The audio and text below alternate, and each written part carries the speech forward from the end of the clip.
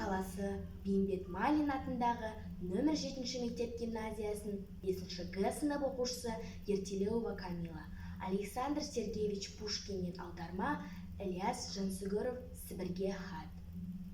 Сібірдің шахтасының шыңырауында име бас, ірілік қыл, шыда, жойылмас азап ауыр еңбектерін, асқағы асқар ойдың бітпес бұда. Қараңғы жер астында сорға сынар, сол үміт, сенімді жар, үміт болар, сергілтер көңілімді қайрат беріп, үмітпен күткен күнде келіп қалар.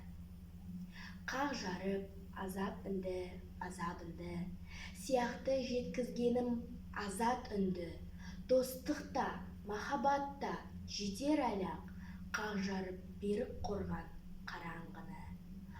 Ауырлық бұғау түсер, кісен сынар. Ашылар қараңғылық, зындан құлар, бостандық қуанышпен құшақ жайып, ұстатар қылышынды туысқандар.